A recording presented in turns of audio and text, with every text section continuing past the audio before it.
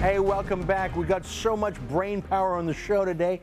We already talked to Dr. Jerry Nichols. Well, here is my favorite doctor. He's an expert on matters climate change. I'm talking about Dr. Lorrie Goldstein. Thanks for being here. Doctor, we've had Hurricane Irene come, huff and puff and not really blow anything down. But just as usual, you've got the nutty left blaming man-made global warming for. What's your one-line reply to folks who say, you see, that's because you drove your car that we have this hurricane? You don't know what you're talking about. Now you're talking to me, you're talking to climate change. Talking to those people. You know what? I have to tell you that a Nobel Prize winner recently linked the earthquake in Haiti a couple years ago to global warming. Let me prove it to you, and I want you to challenge this Nobel Prize winner. Can I see that clip, please, about Haiti? This is a great moment for another type of internationalism. You know, yes. and I hope we seize this particular moment because the threat of what happened to Haiti is a threat that can happen anywhere in the Caribbean to these island nations. You know, they're all in peril because of global warming. They're all in peril because of climate change and all of this. And we need to find this. When we did what we did at the climate summit in Copenhagen, this is the response. This is what happened. You know what I'm saying? But we have to act now. Yeah, Lorrie, Danny Glover, dramatic actor and successful thespian, claims that an earthquake was caused by global warming. I blame global warming for the fact that I'm fat and have bad breath. What's your response? Well, I like Danny Glover in Lethal Weapon, but earthquakes? Rigs! I'm just not sure where that is. But then again, you did have the Nobel Prize winner Al Gore recently say that people who question the science of climate change or don't believe in the orthodoxy are comparable to racists in America. Well, let's take a look at that. We just happen to have that clip. Let's take a look at a real Nobel Prize winner. I was joking about Danny Glover, but check this out.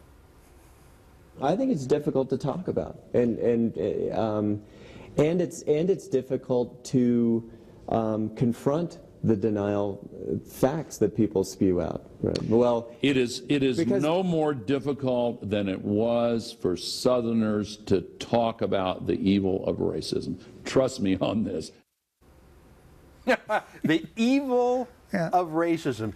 Lorrie, if you dare challenge the science, you're not just a skeptic, you're not just a debater, you are evil, comparable to racism. Yeah, and how dare people spew out facts, which was even the questioner seemed to be. He only takes friendly questions. He doesn't take unscripted questions anymore, Al Gore. Yeah, but you see, Al, look, it's always been, with him as opposed to climate scientists, you're the equivalent of a Holocaust denier. Yeah. You are in the pay of the oil industry. You are the equivalent of a racist. And I just ask reasonable people to go, is that how someone who is confident of their position, who understands what they're talking about, and realizes that in science we are always learning new things, is that how somebody presents themselves? Yeah, the reason why we're talking about it, the reason why I pulled up that crazy clip of Danny Glover, the reason why we showed this clip of Al Gore is because I think that some of the global warming enthusiasts are so desperate to ascribe anything to climate change. Who has done so with this Hurricane Irene that amounted to a bunch of... Well, the New York Times, basically on the day before, when it looked like it was going to be a lot worse than it was a big hurricane, a lot less, thank heavens, than we originally thought. Basically, New York Times goes flying off like Al Gore did in Inconvenient Truth, that Hurricane Irene was a harbinger of the kinds of hurricanes we're going to get because of global warming. Well, there's actually in this one, there is a lot of research, and there is a lot, the more we know, the less we know. Let me give you some examples. I'm quoting from a study was done by Philip Klotzman and William Gray of the Department of Atmospheric Science, Colorado State University, studied hurricane records for 50 years. Conclusion, we have no plausible physical reasons for believing that Atlantic hurricane frequency or intensity will change significantly if ocean temperatures were to continue to rise. They studied hurricanes from 1945 to 1969, period of mild global cooling, found 80 major hurricanes with 201 major hurricane days.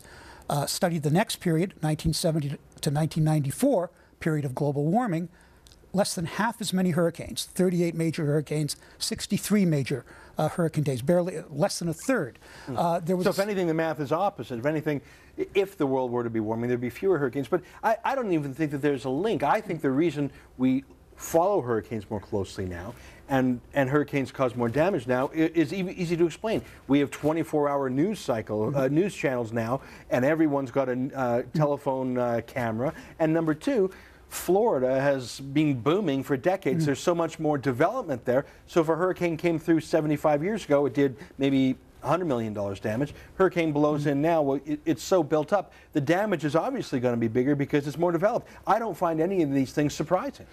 Same conclusion by the National Oceanic and Atmospheric National Oceanic Atmospheric Association, the NOAA, the gold standard people in terms of research, reviewed hurricane records for 105 years, came to exactly the conclusion you did. And this is an interesting thing. While we futz around with climate change, what everybody in this issue agrees with, from me to Al Gore, is that one of the things that the real problem is coastal development.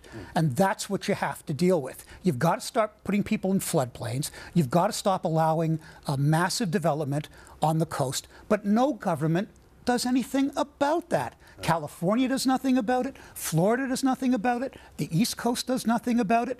Another thing Al Gore said, Hurricane Katrina, worst hurricane caused by global warming. You can't link a single hurricane to global warming. But when the NOAA looked at hurricanes, they went, you know what? The worst hurricane in American history was not Katrina in 2005. It was the Great Miami Hurricane of 1926. If the pricing for the damage it did was put on an even playing field with Katrina, $162 billion, twice as much as Katrina. I blame George Bush's great-grandfather for that. Professor Goldstein, thanks for joining us. We got to run, but I appreciate you coming on to show us a little common sense. The hurricane story is we don't know yet. That's the answer.